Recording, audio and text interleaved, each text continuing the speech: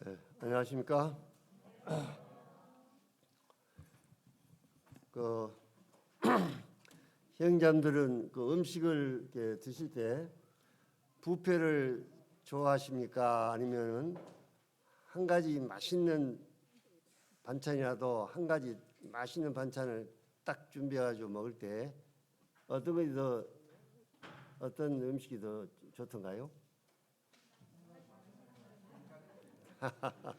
예, 뷔페집 가면 음식은 종류는 많아도 별로 먹을 것이 없는 것이 많죠. 그렇죠? 예. 그 오랜만에 저 문효 형제가 이제 와가지고 저기 상당히 먼 곳에 그 매기탕 집이 있어서 매기탕 집에 했는데 거기는 매기탕이 주 메뉴입니다. 그런데 다른 반찬은 매기탕이 원체 그냥 맛있으니까 다른 반찬 옆에 있어도 그 별로 관심이 없어요.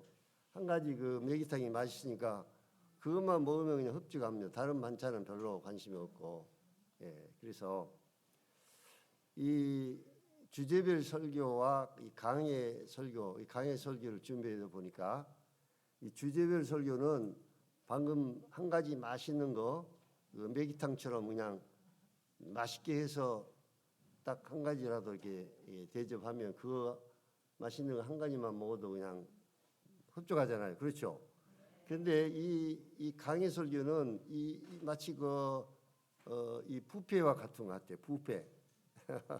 왜냐하면 뭐 전체 내용을 전반적으로 이렇게 말씀을 나눠야 되니까 뷔페식 이런 말씀 같습니다. 그래서 형제자매들 뷔페집도 또 어떤 경우는 맛있는 거 한두 가지 있을 수도 있으니까 예. 그래서 강의 저도 이제 지금까지 거의 주제별 설교를 이렇게 해오다가 강의식으로 이렇게 말씀을 전반적으로 전체 내용 준비하려고 하니까 여러 가지 면에서 더 참 준비를 또 많이 해야 되고 그런 것 같습니다. 이 빌립보서를 지금 수요일 날 이제 세 번째 시간인데 이제 사도 바울이 감옥에서 빌립보에 있는 성도들에게 쓴 편지를 저희들이 이제 1장, 2장, 오늘은 이제 3장 할 차례입니다.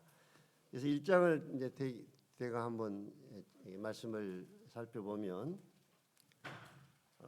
1장에 나타난 그 말씀의 내용이 이 사도 바울이 빌립보 성도들을 아주 끔찍이 생각하는 그러한 그 사도 바울의 이 마음이 거기에 많이 이렇게 나타나 있습니다. 너희는 내 마음에 있다 이렇게 말씀하고 있고 너희는 내 심장으로 너희들을 생각한다. 또 너희는 내 기도에 있다. 기도를 빌립보 성도들을 위해서 기도를 했잖아요. 그래서 사도 바울은 빌립보 성도들을 생각할 때 그들에게 참 먼저 내가 너희들을 얼마나 내 그리스도의 심장으로 마음으로 사랑한지를 이렇게 표현을 사도 바울의 빌립보 성도들에 대한 사랑을 표현을 하고 있습니다. 그리고 참 그 먼 길을 약 한 1,000km 정도 빌립보에서 로마 감옥까지가 한 1,000km 정도 되는데 상당히 먼 길이고 또 오늘날처럼 교통편이 아주 좋아가지고 이렇게 자유롭게 갈 수 있는 그런 때가 아니기 때문에 에바브로디도를 보내가지고 그 로마 감옥에 있는 사도 바울을 생각해서 선교 헌금을 이렇게 보내준 것에 대해서 참 감사의 마음을 이렇게 전하고 있습니다. 그래서 이것은 너희가 복음에서 너희가 교제함이라. 이 교제가 동역한다 하는 그런 의미가 있다는 걸 말씀을 드렸습니다. 동역자, 함께 동역하다, 참여하다. 그래서 이것은 받으실 만한 향기로운 제물이 하나님을 기쁘시게 한 것이다. 이렇게 표현을 했습니다. 그리고 사도 바울이 비록 감옥에 그가 몸에 갇혀 있었습니다마는 오히려 이것이 복음의 진보가 됐다. 사도 바울은 뭐 감옥에 갇혀 있어서도 복음을 전하고 또 거기에 구원의 역사가 일어나고 그랬잖아요. 빌립보 감옥에서도 찬송과 기도를 했을 때 하나님의 놀라운 역사로 그 옥문이 열리고 그 간수가 거기서 또 구원을 받는 이런 역사들이 일어난 것을 보게 됩니다. 사도 바울은 하여튼 어디에 가두놓든 잡아놓든 간에 그를 통해서 이 복음의 놀라운 능력이 역사했던 것을 볼 수가 있습니다. 그리고 사도 바울은 죽고 사는 것이 자기에게 큰 문제가 아니다. 지금은 당장 이 몸을 벗어버리고 주님 앞에 가는 것이 참 좋지만은 내가 살아야 할 이유는 나 자신을 위해서가 아니라 너희들을 위해서, 성도들을 위해서 그것이 원하면 내가 성도들을 위해서 남은 생애를 더 살기를 원한다. 사도 바울의 삶의 목적이 바로 자신을 위한 삶이 아니라 성도들을 위한 삶이었던 것을 볼 수가 있습니다. 그리고 또 하나님께서 우리에게 말할 수 없는 은혜를 주신 것은 주님을 위해서 고난도 받게 하려 하심이라. 고난을 받을 것을 주를 위해서 고난을 받을 것을 이렇게 말씀하셨습니다. 그다음에 빌립보 2장에서 내용을 보면 빌립보 교회 안에는 이 두 자매가 서로 다툼이 있었고 마음이 나누는 이러한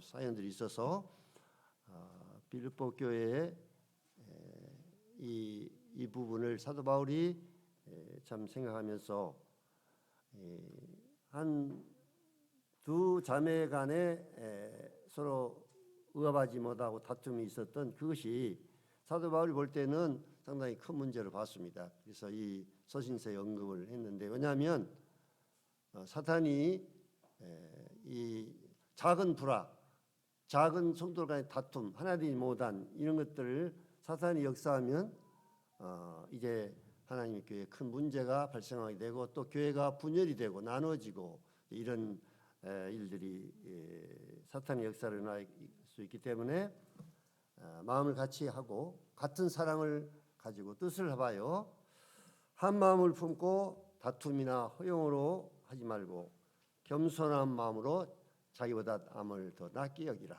이렇게 사도 바울이 빌립보 성도들에게 구원면의 말씀을 하고 있습니다. 또 우리 주님의 본을 말씀하시면서 우리 주님이 하나님이시지만 그 동등됨을 취할 것을 여기지 아니하시고 사람이 되어서 죽기까지 복종한 우리 주님의 겸손과 낮아짐에 대해서 말씀하셨습니다. 우리가 우리 자신을 낮추면 주님 우리를 높이신다. 높이고 낮추는 것은 우리 스스로가 높아지려고 해서 높아진 것이 아니라 주님이 우리를 낮추기도 하시고 높이신다. 그렇게 말씀을 하고 있고 그리고 두렵고 떨림으로 구원을 이루라. 이 구원은 삶의 여러 가지 시험과 유혹과 환난과 고난을 극복해 나가는 이 생활의 구원을 두렵고 떨림으로 이루라 이렇게 말씀을 하셨고 우리 안에 행하시는 이는 주님이시다.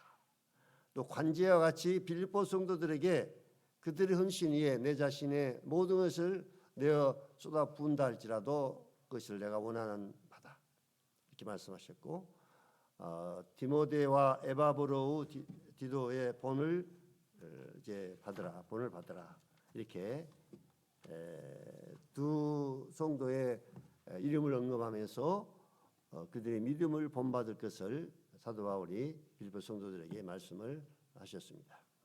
오늘은 빌립보 3장을 보기로 하겠습니다. 3장 1절부터 9절을 보시겠습니다.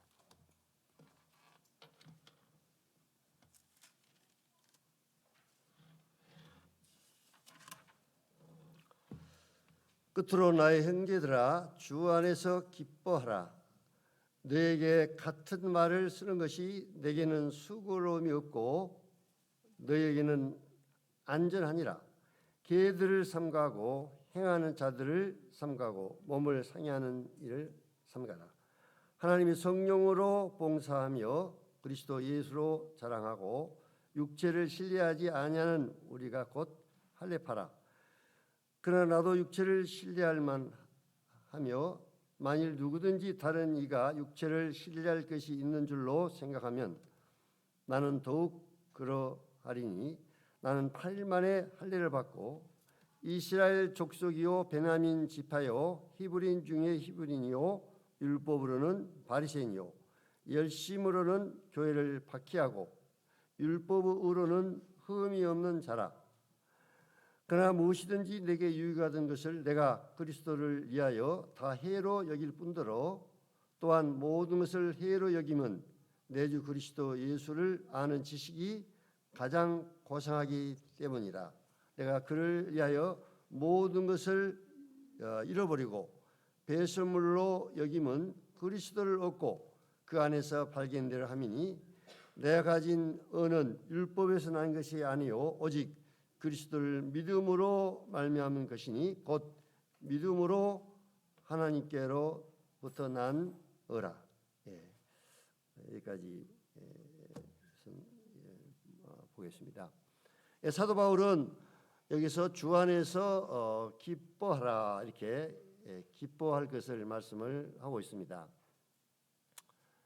정말로 나의 형제들아 주 안에서 기뻐하라 이렇게 사도 바울이 감옥 안에 있으면서 빌립보 성도들에게 주 안에서 기뻐하라 이렇게 말씀을 하고 있는데 4장 4절에 보시면 찾지는 않겠습니다만은 주 안에서 항상 기뻐하라.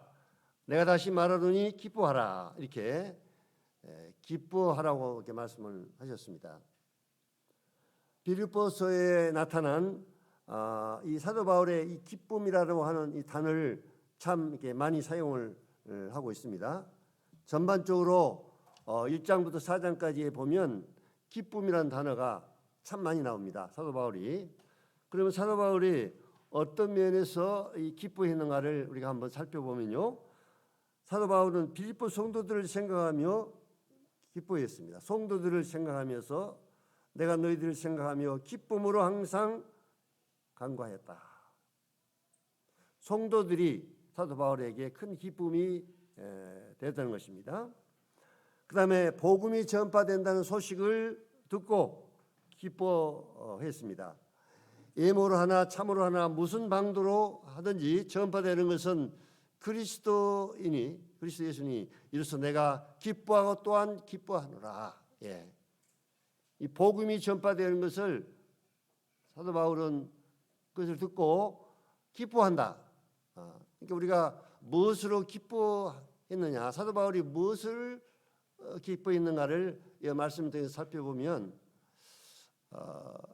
사도 바울이 감옥에 있으면서 어떤 것들을 통해서 기뻐해야 할 이유가 무엇인가 그런 부분을 여기서 알 수가 있습니다.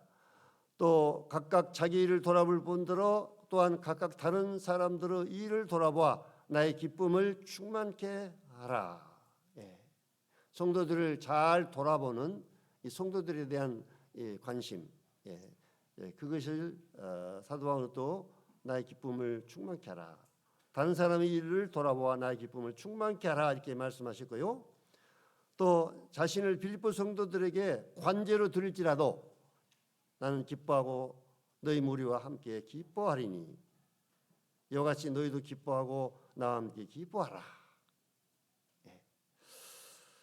또 이 에바브로 디도를 영접하는 성도를 영접하는 부분에 대해서 기뻐하라. 이로 너희가 주 안에서 모든 기쁨으로 저를 영접하라 이렇게 말씀을 하셨고요. 사도 바울이 빌립보 성도들을 생각할 때 너희는 나의 기쁨이요 면류관이다. 주 안에서 항상 기뻐하라. 다시 말하노니 기뻐하라.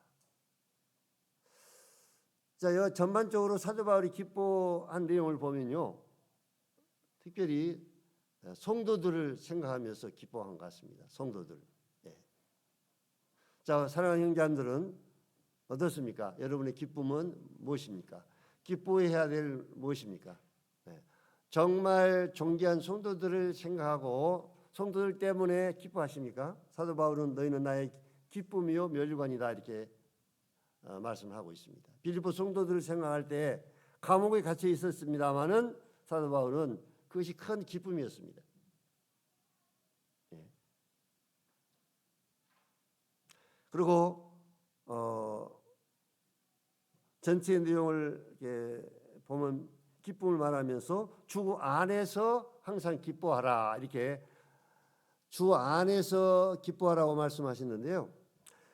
여기 사도 바울이 주 안에서 기뻐하라는 이 말은 세상 사람들이 기뻐하는 세상적인 기쁨을 말하는 것이 아닌 것을 알 수가 있습니다. 왜냐하면 그냥 기뻐하라 이렇게 말씀하신 것보다도 주 안에서 기뻐하라.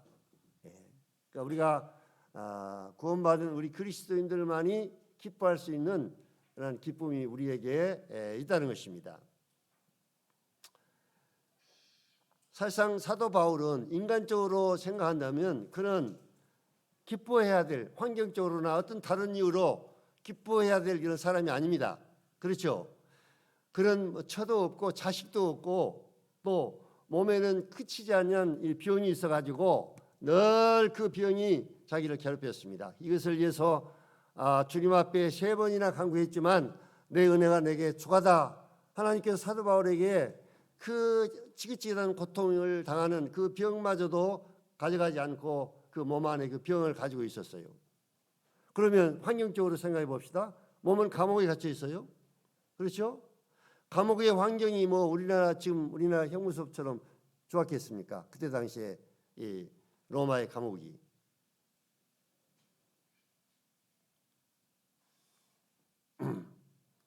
환경적으로 그가 세상적으로 어떤 생각을 세상적으로 생각할 때 그는 기뻐해야 될 이유가 전혀 없는 사람이었습니다. 그렇죠? 예. 그러나 바울은 주 안에서 기뻐할 수 있었습니다. 주 안에서 기뻐할 수 있었습니다.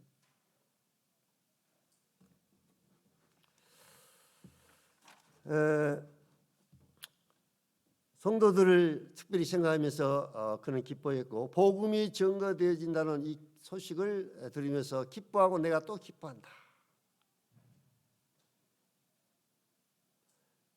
행자들이 기뻐하는 이유는 무엇입니까? 무엇을 통해서 기뻐하십니까? 세상적인 어떤 것들이 바라는 거, 내가 바라는 거, 내가 어떤 것이 잘 되고 내가 이 세상적으로 생각하는 것들 잘 이루어지고 이런 것 때문에 기뻐하십니까? 환경이 더 좋아지면 그 좋아지는 환경 때문에 기뻐하십니까? 무엇 때문에 기뻐하십니까? 기뻐해야 될 이유가 무엇입니까?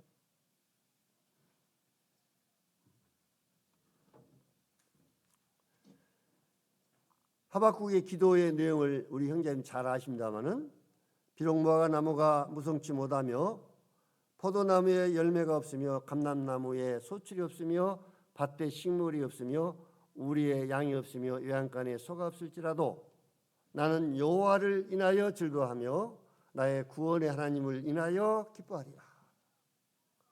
예. 가장 놀라운 기쁨은 어떤 기쁨이냐? 주님 때문에 기뻐하는, 주 예수 그리스도 때문에 기뻐하는 이 기쁨이 우리 그리스도인의 최고의 기쁨이 아닌가 이렇게 생각을 합니다.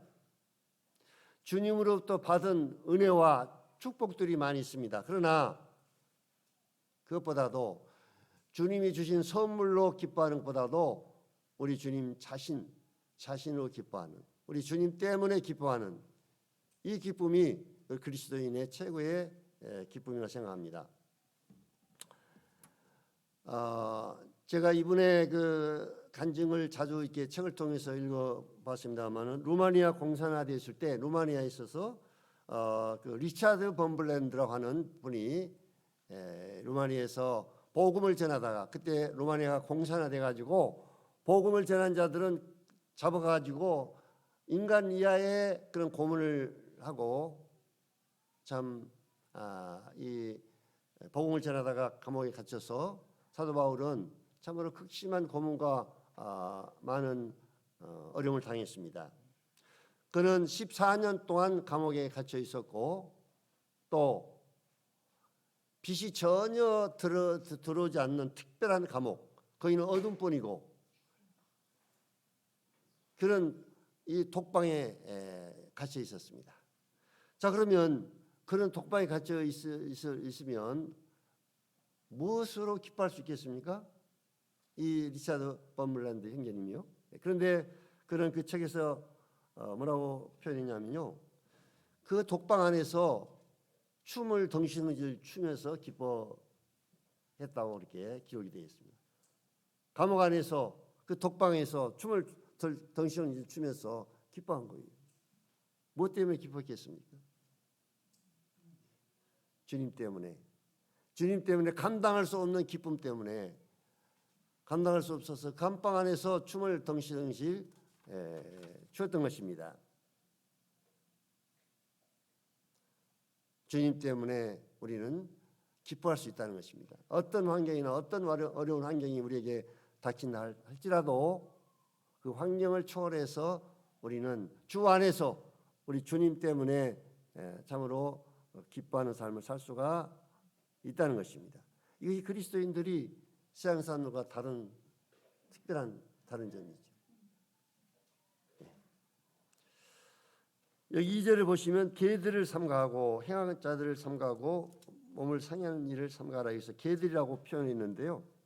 여기서 개들이라는 표현은 어떤 자들을 지금 생각하고 이걸 썼느냐면요, 손할례당인 유대인들을 말하고 있습니다. 사도 바울이 복음을 전할 때 유대인들이 얼마나 많은 핍박과 또 박해와 모함과 이 사도 바울이 감옥에 갇히는 것도 이 유대인들의 고소 때문이었습니다. 그래서 이 유대인들은 이방인들을 개 취급하잖아요. 개라고. 그래서 오히려 이제 사도 바울은 유대인들이 너희들이 마치 개처럼 생각하고 있는, 이방인들 생각할 때 개처럼 생각하고 있는 너희들 자신이 이제 이방인이 아니라 유대인 너희들 자신이 개 같은 행동을 하고 있다 하고 강력하게 표현하는, 그래서 손할례당인 유대인을 삼가하라 이게 말씀하고 있습니다. 그 다음에 3절에 보면 하나님의 성령으로 봉사하며 그리스도로 예수로 사랑하고, 성령으로 봉사하는 이 의미는요, 다른 성경을 좀 찾아보니까 이 봉사라는 단어가 예배라고 하는 단어로 이렇게 나와 있습니다. 성령으로 예배하며 이렇게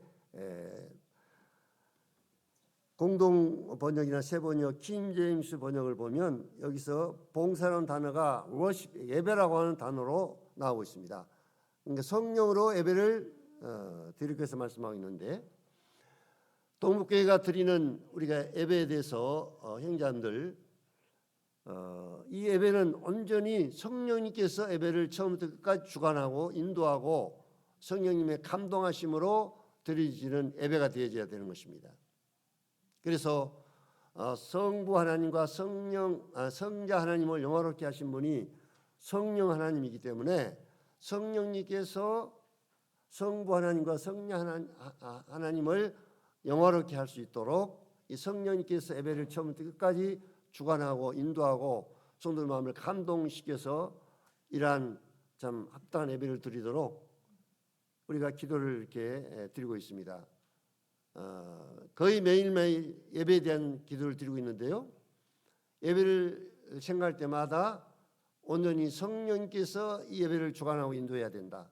성령께서 성도의 마음을 감동시키셔서 합당한 감사와 찬양이 하나님 앞에 들려져야 된다. 예배는 온전히 성령님에 달려 있습니다. 성령님의 주관하심과 인도하심과 성령님의 감동하심으로 아버지 하나님 앞과 우리 주 예수 그리스도에게 합당한 예배를 드릴 수 있다는 것입니다. 그래서 여기서 성령으로 예배 드릴 것을 말씀하고 있습니다. 이 예배는 형제님 잘 아신 대로 우리 인간이 무엇을 받는 시간이 아닙니다. 예배는 무엇을 하나님으로부터 받는 시간이 아닙니다. 예배는 찬양 감사와 모든 영광을 하나님 앞에 드리는 시간이고 또 하나님이 받으실 시간입니다. 예배는 설교가 아닌 것입니다. 오늘날 이 예배란 이 단어를 잘못 알고 있는 자들이 뭐 수요 예배, 뭐 금요 예배, 구역 예배, 또 무슨 뭐 예배당 뭐 근처에 있을 때 뭐 헌당 예배, 목사 취임 예배, 또 권사들 뭐 장로들 뭐 취임 예배 뭐 이렇게 예배라는 단어를 많이 사용하는데 이 예배라는 이 단어가 설교하고 말씀 전하는 시간이 아닌 겁니다. 예배는 하나님 앞에 절한다. 이 단어 원래 이 뜻은 경배하다, 절하다 그런 뜻을 가지고 있습니다. 그러니까 우리가 일요일날 실은 하나님 앞에 절하기 위해서 온 겁니다. 하나님 앞에 엎드려 절하기 위해서. 저도 뭐 옛날에는 의자가 없이 그냥 이런 그 바닥이 이제 이렇게 무릎을 꿇고 우리가 예배를 드렸었는데 이제 의자를 가지고 있잖아요. 그래서 어느 형제가 감사를 드리겠습니다 하고 이제 하면 넓적 엎드려 가지고 하나님 앞에 이제 절하는 겁니다. 절하는데 그냥 절만 하는 것이 아니라 하나님 앞에 합당한 존귀 영광을 돌려드리는 거죠. 그래서 어느 형제가 감사를 하나님 앞에 드릴 때 그 감사를 하나님이 이제 받으시는 겁니다. 그래서 우리는 엎드려서 그 형제가 드리는 감사와 찬양과 영광을 드리는 그 내용을 하나님 받으시도록 엎드려서 함께 절하고 아멘으로 동참을 하는 겁니다. 요한계시록 4장에 보면 24장로들이 예배드리는 모습을 볼 수 있는데요. 그들이 보좌에 앉으신 세세토록 사시는 하나님 앞에 엎드려서 경배하며 존귀와 영광과 능력을 주님 앞에 드리는 것을 볼 수가 있습니다. 그래서 예배라고 하는 것은 하나님 앞에 절하다, 경배하다, 절하면서 하나님 앞에 그분을 높여 드리는 것입니다. 그래서 우리 주님은 예배 드릴 때 저희 막내가 이제 늦게 아이를 낳았는데요. 이 아이가 말을 지금 뭐 상당히 오래된데 말을 잘 못하고 그래서 참 걱정이 됐습니다. 이렇게 기도를 좀 하고 있는데 어쩌다가 이제 얼마 전에 저희 자매가 얘기하는데 할머니라고 이렇게 할머니 이렇게 아주 그것도 발음이 좀 정하지도 않고 할머니 이렇게 표현을 해가지고 저희 자매가 그것을 할머니라는 얘기를 듣고 너무너무 마음에 감동이 되고 기뻐했다고. 아니 손자가 할머니 이렇게 부른 것이 무엇이 이렇게 큰 기쁨이 되겠습니까? 그래서 뭐 어린아이들 키우는 우리 형제들 잘 아시냐. 애들이 말할 때 아빠 엄마 이렇게 부를 때 얼마나 참 기쁩니까? 그런 걸 생각하면서 하나님 아버지가 우리가 뭐 감사드릴 때 뭐 얼마나 뭐 하나님 보실 때 그것이 차원이 높고 뭐 굉장한 감사를 드리겠습니까? 그렇잖아요. 그래서 우리 인간이 뭐 하나님 앞에 얼마나 놀라운 감사를 드리겠습니까? 그러나 우리 형제들이 뭐 인간적으로 볼 때는 뭐 그리고 그런 내용이 할지라도 하나님 아버지가 그 예배를 받으시는 거예요. 하나님 아버지가 받는 거예요. 형제가 우리는 따지고 비판할 필요가 없습니다. 형제가 어떤 감사 드린 거 그거 하나님 받으신 거예요. 우리 알렉산더 형제가 러시아 말로 감사드릴 때 아이고 우리는 뭔 말인지 모르잖아요. 그래서 끝으로 형제하면 아멘 합니까 안 합니까? 아멘 하죠. 그럼 하나님이 그 러시아 말로 감사드리면 감사 안 받습니까? 한국말로만 해야 감사 받습니까? 그렇지 않잖아요.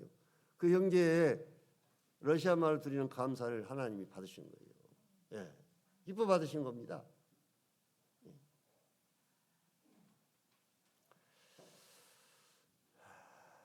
그 다음에 4절부터 9절까지는 사도 바울의 자기 육신적인 그것에 대해서 어떤 면에서 자랑 아닌 자랑을 하고 있는데요.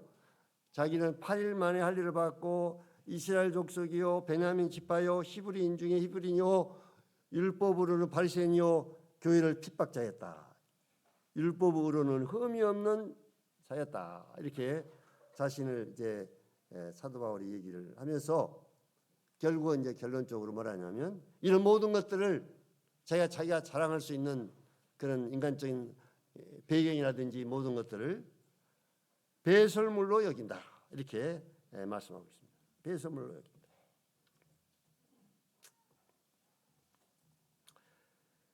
그리스도 예수 아는 지식이 가장 고상하기 때문이라 내가 그를 위하여 이 모든 것을 잃어버리고 배설물 여김은 그리스도를 얻고 그 안에서 발견될 함이니.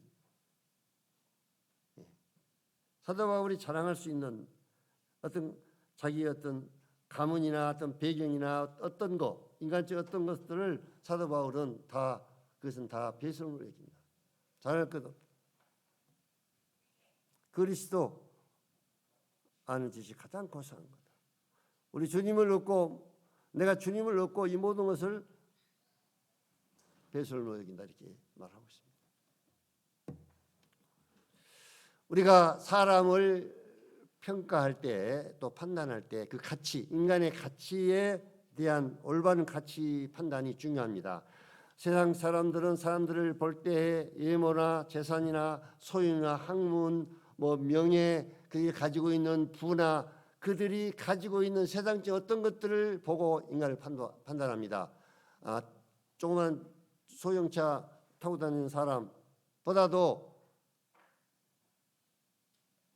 고급 승용차를 타고 다니는 사람을 더 그들은 가치 평가를 또 높게 평가합니다. 예. 그래서 교계에서도 목사들이 자기를 자랑할 때 나는 어느 신학교 박사학위를 어디 외국에 무슨 신학교 가서 받아왔다 하고 이제 자기 그 이력을 이제 자랑하고 이렇게 합니다만은 이런 모든 것들이 사도 바울이 말한 대로 이것은 자랑할 것이 못된 겁니다. 이건 배설물로 여긴다 이렇게 말씀하고 있습니다.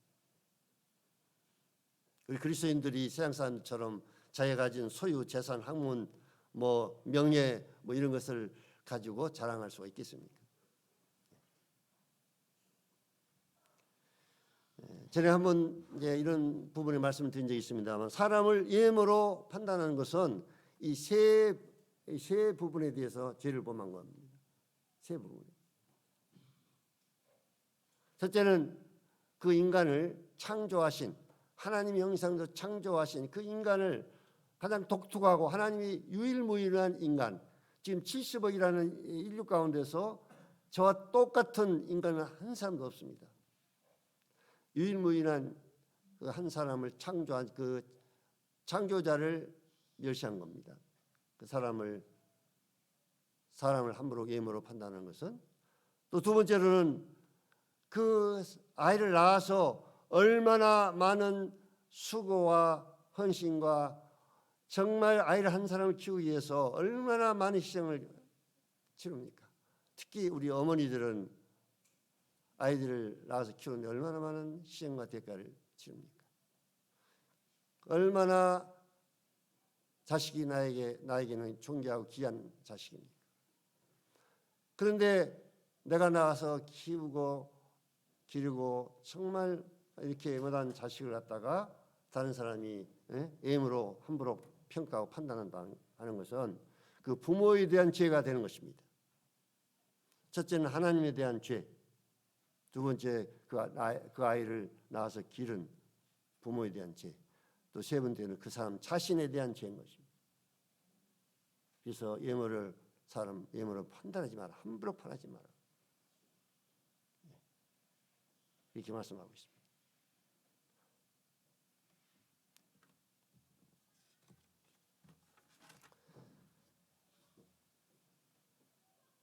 사도 바울은 또 그가 간절한 바람은 그리스도를 아는 지식이 가장 고상합니다. 여기서 그리스도를 아는 지식, 이 안다고 하는 이 단어는요, 그냥 지식적인 어떤 아는 것을 말하는 것이 아니라 이 관계를 말합니다.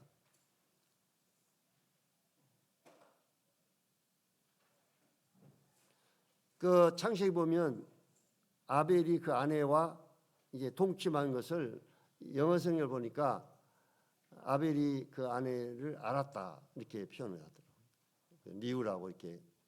그것은 안다는 표현이 그냥 지식적이 아니라 그 아내와의 관계를 이제 가졌다는 것인데, 여기서 영생 그리스도와 하나님과 우리 주 예수 그리스도를 아는 것이다. 그는 단순히 아는 지식을 말하는 것이 아니고 그분과의 관계를 말하는 것입니다. 영생은 하나님과 나와의 관계를 영원토록 갖는 것입니다. 그분과 나와의 교제. 그래서 그리스도를 아는 지식이라고 하는 것은 그분과의 교제를 통해서 그분을 인격적으로 아는 겁니다. 그분을 인격적으로 아는 겁니다. 그분을 또 닮아가는 것입니다. 이것이 그리스도를 아는 지식이 가장 고상합니다. 내가 그리스도를 얻고 그 안에서 발견되려 합니다. 이렇게 말씀하고 있습니다.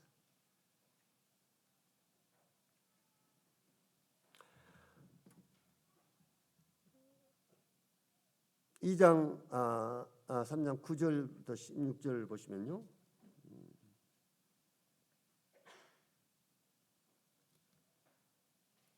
그 안에서 발견되라 하니 내가 가진 의는 율법에서 난 것이 아니요 오직 그리스도를 믿음으로 말미암은 것이니 곧 믿음으로 하나님께 난 의라. 내가 그리스도와 그 부활의 권능과 그 고난의 참여함을 알고자 하여 그의 죽으심을 본받아 어떻게 해서든지 죽은 자 가운데서 부활에 이르려 하노니 이렇게 말씀하고 있습니다.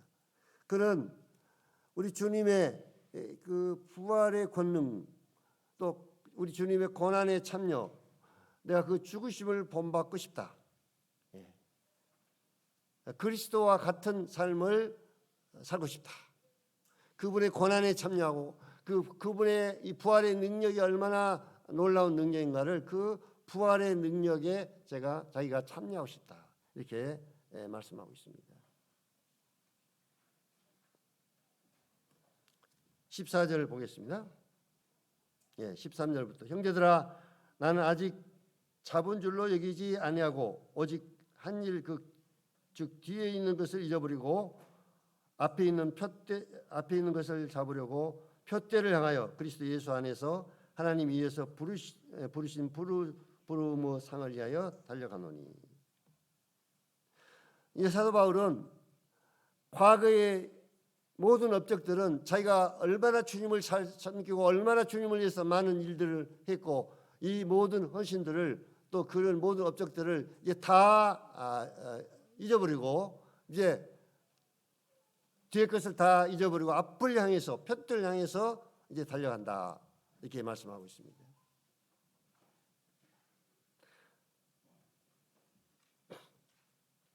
내가 주님을 위해서 지금까지 어떤 삶을 살았는가, 그런 업적과 희생과 고난이 우리 성도들마다 있을 수 있습니다. 제 자신도 제 자신이 구원받은 이후로 이렇게 돌아보면 내가 주님을 위해 어떤 삶을 살았는가, 뭐 그런 점에서 또 자랑할 수도 있는 것들이 있겠죠. 그러나 사도 바울은 이제 그런 것들 다 내가 과거에 어떤 업적과 어떤 삶을 살았는가 이 모든 것들 다 이제 내려놓고 이제는 새롭게 앞을 향해 표대를 향하여 달려간다. 주님을 위해서 살지 못하고 후회스러운 삶, 과거의 삶 이런 것도 다 이제 잊어버리라는 겁니다.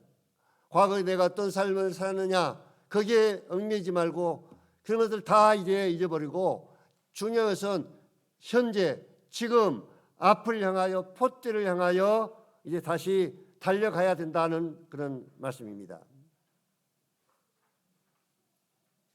삶을 변화시키는 성경을 쓰신 성경이라는 책을 쓴 저자 클레이톤 더간이라고 하는 분이 삶을 변화시키는 성경이라는 책을 썼습니다. 전도 출판사에서 나온 책인데요. 한번 읽어보십시오. 그 참 아주 내용이 잘 되어 있습니다. 근데 그분이 구원받은 이후로 한때 참 방황하고 그런 삶을 살다가 회복이 되는 그런 과정을 이제 거기다 적어놨는데요.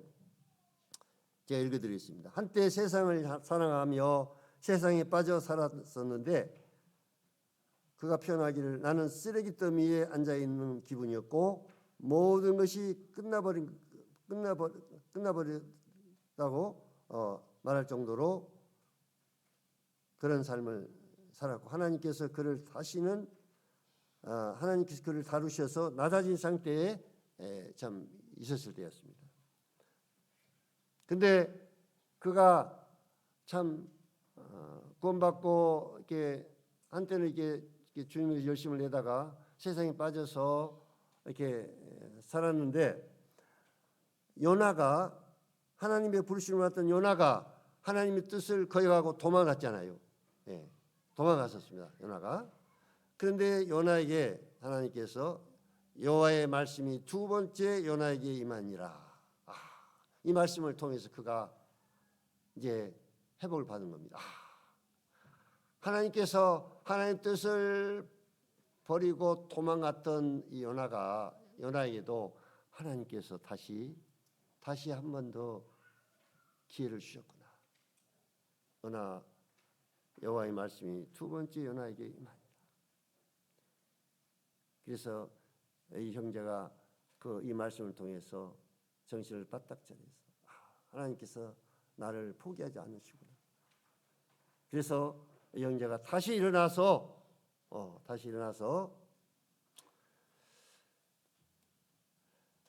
주님 앞에 돌이킬 수 있는 새로운 계기점이 됐고 그분이 이제 푯대를 향해서 주님을 향해서 새롭게 나가는 그런 삶을 살 수 있었다는 것을 그런 간증을 거기에 적어놨습니다. 우리의 과거의 삶, 형제 자매들의 과거의 삶이 어떤 삶을 살았다 할지라도 사도 바울이 말한 것처럼 뒤의 것을 잊어버리고 이제 푯대를 향하여 그리스도 예수 안에서 하나님이 위에서 부르신 상을 내어 쫓아간다. 뒤의 것을 잊어버리고 주님을 바라보고 우리는 나가야 되는 것입니다. 저도 이 말씀을 통해서 지금까지 주님을 섬긴 것 이런 것 다 거기에 내가 주님을 위해서 무슨 일을 어떻게 했다 이런 것들 이제 다 내려놓고 앞으로 남은 생에 어떻게 살아야 될 것인가? 남은 생애를 어떻게 살아야 될 것인가? 제가 나이가 지금 70 이제 내년 75세입니다만은 이제 한 10년 잡으면 10년 동안을 주님이 나에게 생명을 연장시켜 준다면 그래도 85세까지는 그래도 좀 살 수 있는 기간이 안 되겠느냐 이렇게 생각을 하는데요. 그래서 저와 자매와 함께 그런 얘기도 드린 적이 있습니다만 주님 나의 남은 생애를 선한 간증을 나타내고 끝까지 선한 간증을 나타내고 사람이 시작을 잘했지만 끝이 안 좋으면 시작을 아무리 잘해가고 그가 아무리 화려한 삶을 살았어도 후에 끝이 좋지 않으면 전에 잘한 것들 다 물거품이 되어버립니다. 그렇죠? 예. 결과가 중요한 거예요. 끝이 중요한 겁니다. 얼마나 끝을 여러분들이 잘 맺느냐. 장례식 때 형제님들이 와서 여러분들이 주님 나라에 간 것에 대해서 장례식 참여한 성도님들이 이 성도는 이 자매는 이 형제는 지금까지 주님을 위해서 어떤 삶을 살다 갔다.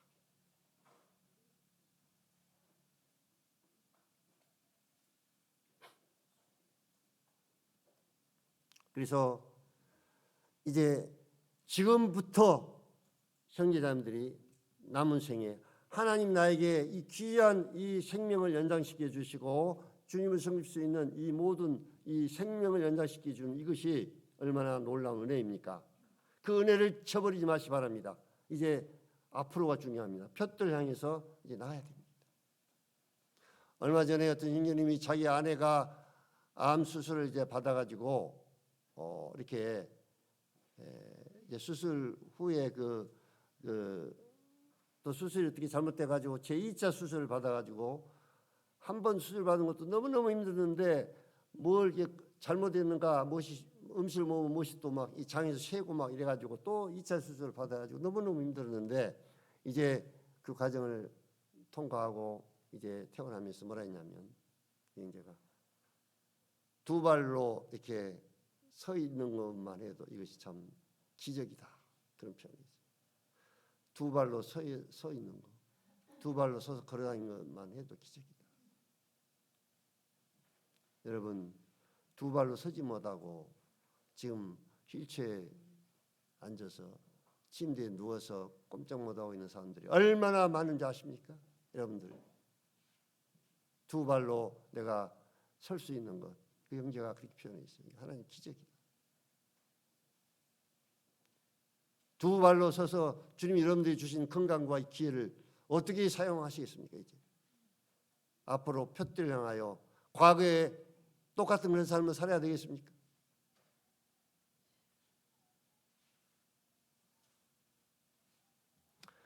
바울은 나를 본받으라 이렇게 표현했습니다. 빌립보 3장 17절에 나를 본받으라. 이 말은 보통 이건 아무나 할 수 없는 말입니다. 그렇잖아요. 여기 앉아있는 사랑하는 형제자매에서 누가 형님 자매님들 나를 본받으라 이렇게 할 수 있겠습니까? 저도 이런 말 할 수 없습니다. 형제자매들 저를 본받으십시오. 그런데 사도 바울은 아무런 양심의 가리킴 없이 자기를 본받으라고 말씀했습니다. 사도 바울은 주님을 향한 사랑과 주님을 향한 희생과 그의 깨끗한 양심과 성도들을 위한 사랑과 성도들을 위한 희생이 복음을 전하기 위한 그의 희생이 이 모든 것은 나를 본받으라고 당당하게 얘기할 수 있는 그런 삶을 사도 바울은 살았습니다. 예. 그렇기 때문에 바울이 나를 본받으라 이렇게 아주 당당하게 얘기할 수가 있었던 것입니다.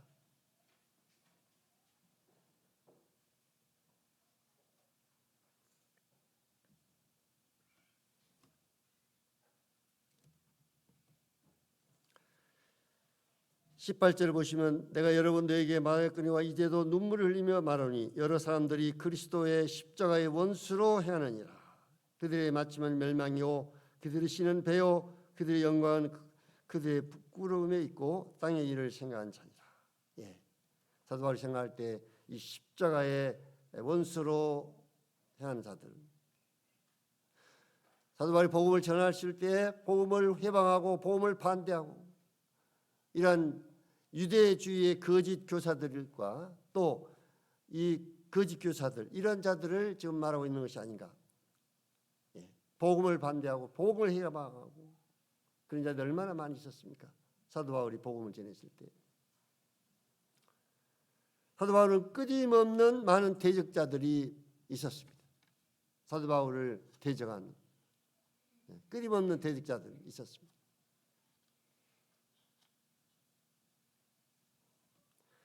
또 그리고 이제 20절에 그러나 우리의 시민권은 하늘에 있는지라 그로부터 구원한 자 곧 주 예수 그리스도를 기다린다. 예, 참 놀라운 소망에 관한 말씀입니다. 우리의 시민권은 하늘에 있다. 시민권은 아무나 받는 거 아니잖아요. 이 나라에서 태어난 사람이 한국에서 태어난 사람이 한국의 시민권을 받을 수가 있습니다. 그래서 한국 사람들 어떤 사람들은 미국 시민권을 받기 위해서 임신되면 미국에 가서 나가지고 시민권 미국 시민권을 얻으려고 태어나야 시민권을 얻을 수 있습니다. 우리는 거듭난 자로서 하나님으로부터 태어난 거듭난 자로서 우리는 하나님의 자녀, 하늘의 시민권을 가진 자들입니다. 우리 육신적으로는 이 대한민국의 시민권을 가지고 있습니다만은 이 시민권은 하나의 일시적인 겁니다. 뭐 7, 80년 동안 이 시민권을 가지고 있다가 내려놔야 됩니다. 누구나 다 우리는 내려놔야 됩니다. 우리는 영원한 시민, 하늘에 속한 영원한 시민권을 우리가 소유한 자들입니다. 그래서 우리는 잠시 지나가는 나그네 같은 이 세상, 우리는 이 세상은 우리의 본향이 아니라 나그네와 같은 이런 세상, 나그네와 같은 삶, 나그네가 얼마나 살기 힘듭니까? 예, 저도 그 필리핀에서 14년 동안을 살아왔는데 정말 외국에 산다고 하는 것이 힘들어요. 어렵습니다. 남의 나라에 산다고 하는 거 참 그 나라 시민권이 없으니까 선교사 비자를 내려면 많은 돈을 줘야 되고 또 1년에 한 번씩 비자 갱신하려면 참 어렵습니다. 이 사람들이 아주 지능적으로 총리사들한테 돈을 뜯어먹기 위해서 아주 까다롭게 만들어가지고 총리사 비자를 그냥 내준 거 아닙니다. 그냥 내준 거 아니에요. 그래서 남의 나라에 산다고 하는 것이 참 어렵구나. 우리나라는 지금 우리가 살고 있는 나라는 남의 나라입니다. 우리가 주님도 그랬잖아요. 나는 이 세상에 속한 자 아니다. 그리고 이제 21절에 그가 만물을 자기에게 복종케 하실 수 있는 자의 역사로 우리의 낮은 몸을 자기의 영광의 몸의 형체와 같이 병케 하시리라. 그리스도는 우리 몸을 가지고 이 땅에 살고 있습니다. 몸. 그러나 몸이 있는 이상 병들고 특별히 암으로 고통을 당하고 몸이 있기 때문에 고통을 당하고 있는 성도들이 많이 있습니다. 저희들도 교회적으로 기도하고 있습니다만은 저도 거의 매일 암에 고통을 당하고 있는 성도들을 위해서 기도하고 있습니다. 우리가 잘 아시는 서복주 형제님 아내가 지금 췌장암을 앓고 있는데요. 그가 눈물로 아내를 병을 위해서 기도하고 있는 모습을 보면 참 안타까운 마음이 있고 또 기도를 하게 됩니다. 그가 뭐라고 표현했냐면요. 제가 그 밴드에 올리는 내용을 보니까 주님은 땅에다 대고 하나님 앞에 엎드려서 땀방울이 핏방울 되도록 기도를 했는데 자기는 주님과 같이보다 더 못한 인간이잖아요. 그래서 화장실에 들어가서 화장실 바닥에다 얼굴을 문지르면서 눈물로 아내를 위해서 기도를 했다고. 저도 그걸 표현을 볼 때요. 정말 화장실 바닥에 들어가지고 거기서 나는 주님보다 더 못한 인간. 주님은 땅에다 얼굴을 대고 기도했는데 아내를 위해서 그렇게 눈물의 기도를 드리고 있는 모습을 봤습니다. 우리가 암으로 고통당하는 성도들 위해서 기도를 해야 되겠죠. 예.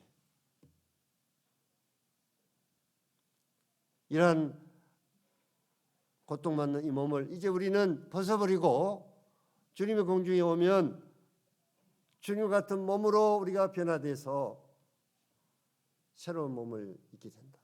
주님과 같은 몸으로 변화될 것이다.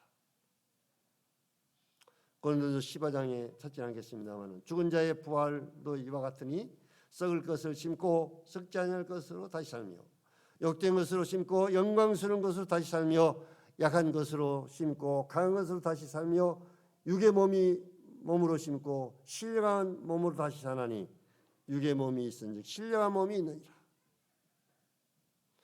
현재 우리 몸은 썩을 것, 욕된 것, 그 다음에 약한 것, 육의 몸이라 이렇게 말씀하고 있고 이제 우리가 변화될 몸은 썩지 않을 몸, 영광스러운 강한 것, 신령한 몸이다 이렇게 말씀을 하고 있습니다.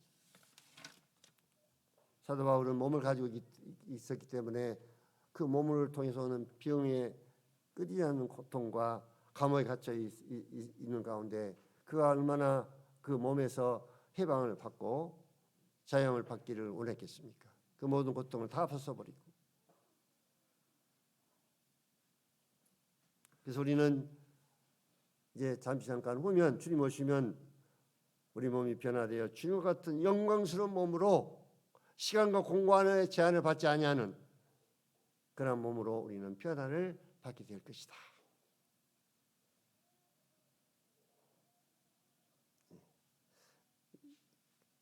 그래서 3장을 다시 한번 정리해 보면 주 안에서 기뻐하라 말씀하셨습니다. 사도 바울은 그리스도를 아는 지식이 가장 고상합니다. 세상 모든 것들을 자기는 배설물로 여긴다.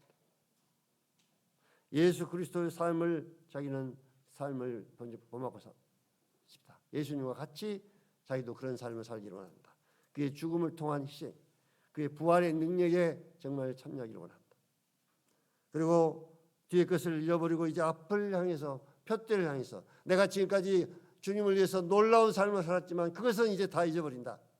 사도 바울이 얼마나 그 업적을 생각하면 놀라운 삶을 살았습니까? 그러나 그것을 자기는 이제 다 잊어버리고 이제 중요한 것은 그 뒤에 것을 얽매이지 않냐고 앞에 것을 향해 푯대를 향해서 달려간다.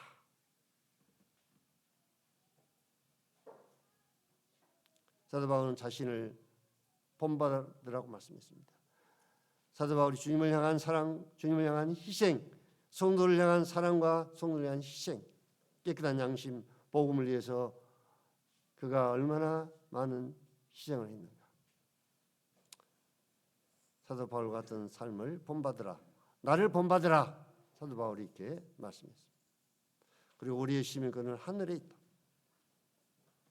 그리고 주님 오시면 우리 몸이 주님 같은 몸으로 변화될 것이다. 영광스러운 몸으로 변화될 것이다.